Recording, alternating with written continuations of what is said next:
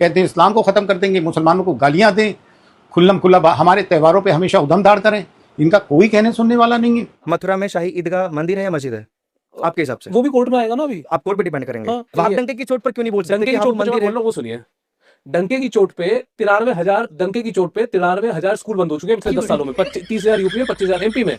डंके की चोट पे इस देश के अंदर गरीबी जो है वो स्तर चरम सीमा पे है, पर कोई बात करने वाला नहीं है। डंके की चोट पे इस देश के अंदर मामला ये है कि भाई साहब, इंडिया जो है ना फ्रीडम प्रेस पे बहुत नीचे के पायदान पे आ चुकी है। वहाँ सलीम वास्ते धर्म बदले इस्लाम से कन्वर्ट हो, एक्स मुस्लिम कहलाए तो रिलीजियस फ्रीडम मिल गई, और आयुष अगर इस्लाम कबूल करे तो ब्रेन वॉशिंग हो गई।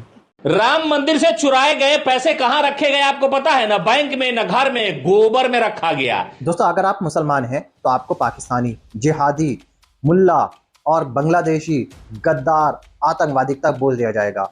अगर आपने कोई भी जुल्म कर दिया है तो आपके ऊपर सबसे पहले कार्रवाई करी जाएगी। आपके घर को तोड़ दिया जाएगा बुलडोजर कार्रवाई के नाम पर। आपको सताया जाएगा हिंदू संगठनों के द्वारा।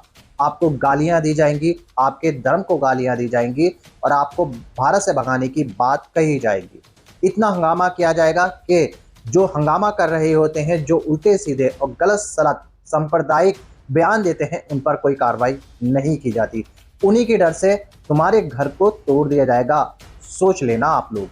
दोस्तों, इस तरह का दोहरा कानून भारत के अंदर बन चुका है और लोगों का ये कहना है, और लोग जो सोशल मीडिया पर वीडियो अपलोड करके कह रहे हैं कि मुसलमानों को सताया जा रहा है, मुसलमानों को दबाया जा रहा है कुछ हिंदू संगठनों के द्वारा। दोस्तों, शुरू का मेरा ये वीडियो देखकर आप लोग समझ चुके होंगे आज का ये वीडियो कैसा होगा और किस पे होने वाला है, और यही वीडियो मैं आप लोगों को आगे पूरा दिखाने वाला हूँ।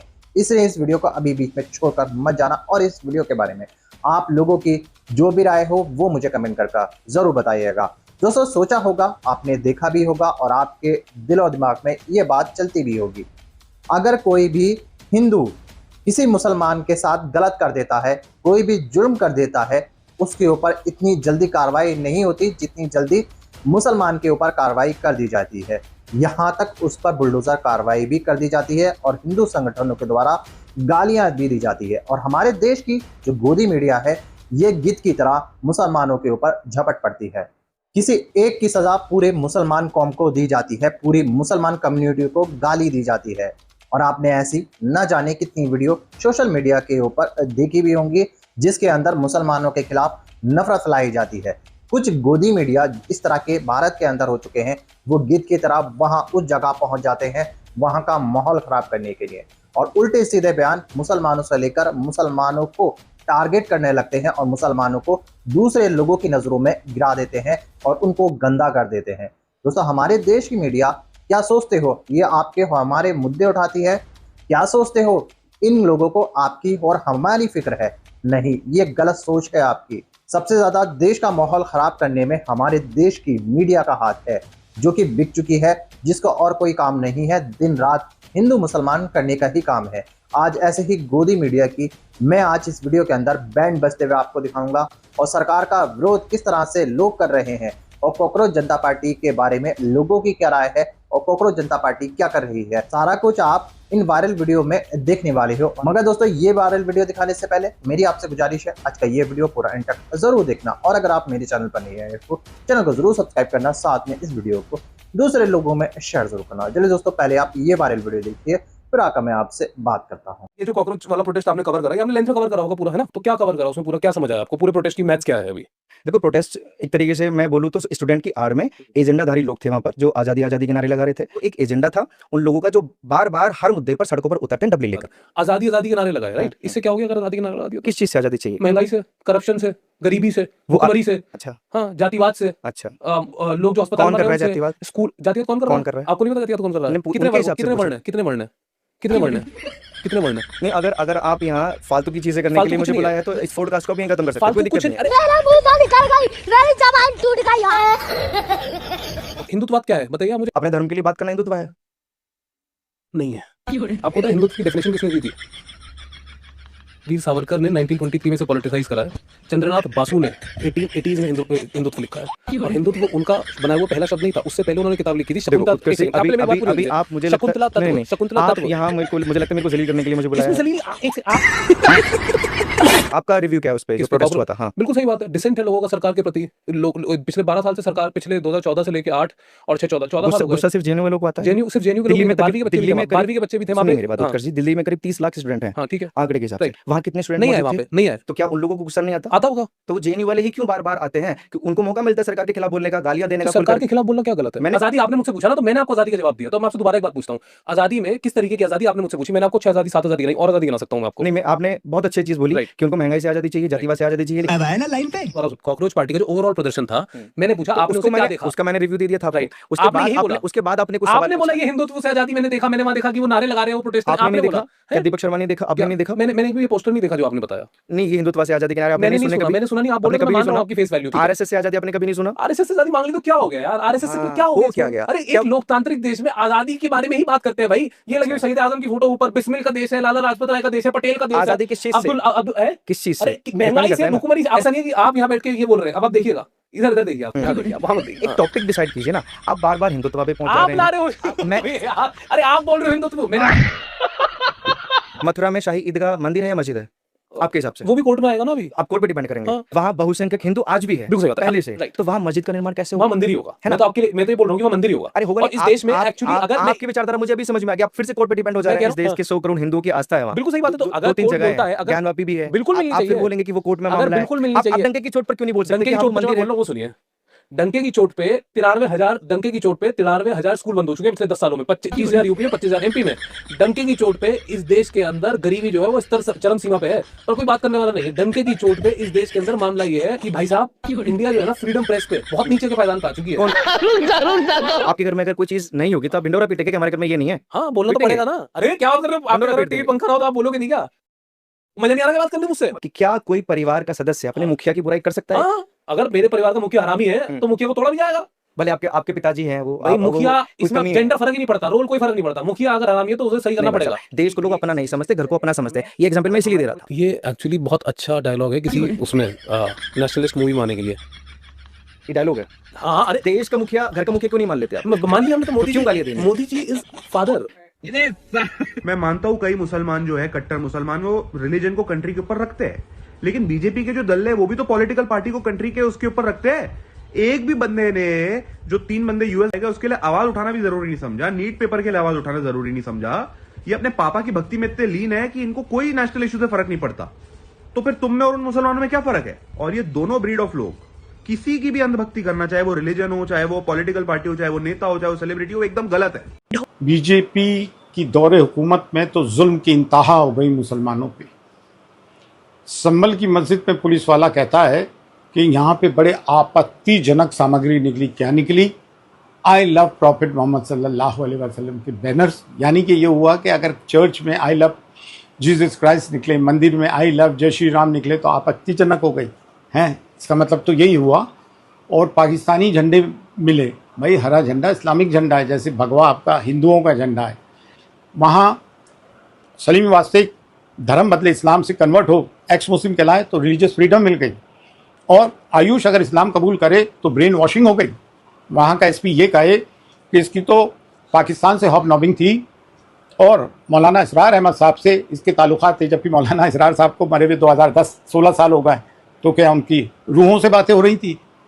हद हद हद कर। जब ही तो इलाहाबाद हाई कोर्ट ने कहा है कि UP police instead of supporting constitution they are pleasing their masters. हैं, हद हो गई। जयपुर में नूरानी मस्जिद तोड़ दी, जबकि वक्त पे वो पूरा एनरोलमेंट है उस मस्जिद का। रोज एक मदरसा, एक मस्जिद शहीद की जा रही है। पाकिस्तान चले जाओ, एक जने गंदे से चेहरे वाली औरत जिसका नाम खान करके, एक पता नहीं कौन है वो कहती है कि मुसलमानों को 2 साल के लिए सरकारी प्राइवेट नौकरी से निकाल दिया जाए, डोमेस्टिक सर्विसेज से निकाल दिया जाए। इन पे कोई केसेस नहीं। ये कहते हैं घर में असला खरीदो, एमुनेशन लो, एमुनेशन से पकड़े जाएं। कहते हैं इस्लाम को ख़त्म कर देंगे, मुसलमानों को गालियाँ दें, खुल्लम खुल्ला हमारे त्योहारों पे हमेशा उधम धाड़ करें। इनका कोई कहने सुनने वाला नहीं है। भाई वो जो मठाधीश बैठे हैं ऊपर मुसलमानों के, जो बाबरी मस्जिद को तश्तरी में देके आए थे और पेंडोरा बॉक्स खोल दिया, जो हर आज मस्जिद के नीचे महादेव का मंदिर ढूंढा जा रहा है। आओ दिल्ली में बैठकर बातें करें, हम एक लाए अमल तैयार करें। और एक बात कहना चाहूँगा, मुसलमान हरगिज़ नहीं डरा हुआ है, कतई तौर से नहीं डरा हुआ है। वो ये कह रहा है कोई हमें कोई लाइन ऑफ एक्शन तो बताओ, हम करें क्या? डेमोक्रेसी और कॉन्स्टिट्यूशन बहुत सारी चीज़ों की इजाज़त देता है, उसके दायरे में रहते हुए हम बहुत सारी बातें कर सकते हैं। और रोड ही ऐसा रास्ता है कि जब तक वहाँ पे नहीं आएंगे, देखा ना भोपाल में मुसलमान रोड पे आए तो 24 घंटे में पुलिस ने उनकी बात मान के उनका कहा माना, उस लड़के को अरेस्ट किया जिसने अल्लाह की शान में गुस्ताखी की थी। तो आओ तो सही, दिल्ली में बैठो तो सही, कुछ बात तो करो। मुसलमान परेशान है इस वक्त और हम किसी भी इंस्टीट्यूशन पे अब यकीन नहीं रख सकते हैं। हमारा फेथ खत्म हो गया है गवर्नमेंट और इसके इंस्टीट्यूशंस पे। और कोई ये कहे कि बीजेपी गवर्नमेंट के बाद आने के बाद इनके दिलों में नफरत हुई है, नफरतें तो पहले से थी, बीजेपी गवर्नमेंट ने और उजागर कर दिया है। राम मंदिर से चुराए गए पैसे कहां रखे गए आपको पता है ना? बैंक में, न घर में, गोबर में रखा गया। गाय, भैंस और भैंसा के गोबर में 10 लाख रुपया छुपा करके रख दिया था। आपको ये सुनकर के तजुब लग रहा होगा, नहीं, बिल्कुल सही खबर है। आजकल राम मंदिर में जितने मिश्रा जी, तिवारी जी, पंडित जी है, सब माल चुरा चुरा करके जमीन खरीद रहे हैं, होटल बना रहे हैं, रेस्टोरेंट बना रहे हैं। लेकिन एक ऐसा भक्त है राम का जो वहां से पैसा 10 लाख रुपया चुराया और चुरा करके गोबर के अंदर छुपा दिया। गोबर भक्त, गोबर सोच, लेकिन गोबर का सही इस्तेमाल किया। देखिए कि अयोध्या में राम मंदिर के जो कर्मचारी है लवकुश मिश्रा जी ने राम के कदमों से 10 लाख रुपया चंदा चुरा करके लाया और वो पैसा छुपा करके कहां रख दिया मालूम है? गाय के गोबर के अंदर छुपा दिया। दूसरों को गोबर खिलाता है, लेकिन अब जब सोना और रुपया छुपाना था तो गाय के गोबर में छुपा दिया। ऐसे ऐसे राम भक्त राम को भी चकमा दे रहा है। ला हौल वला कुव्वता इल्ला बिल्लाह। राम जी भी यही बोलते होंगे, जब तुम मुसलमानों की इतनी दिक्कत है हिंदुस्तान में तो चले जाओ ना पाकिस्तान, काहे यहाँ रह रहे हो?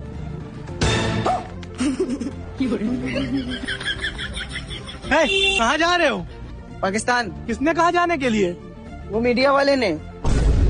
लेकिन एक सेकंड, अबे साले तुम लोग पगला गए हो कहाँ? अरे नेताजी जावे तो उन लोगों का खाम खाई के लिए सरदार तो बने हैं। अरे साला यही तो नहीं करना है। अगर ये लोग पाकिस्तान चलेगी तो तुम साले गोदी मीडिया सड़क पर पकौड़ा बिछियो तल के। और साला हम नेता लोग फिर से स्टेशन पे चाय चाय चाय। लेकिन एक सेकंड, अरे हाफिज जी कहाँ हुआ पाकिस्तान जी हो? ईरान के रजीब सत्ता है, कौन दिन मिसाइल मार ले सही हुई है।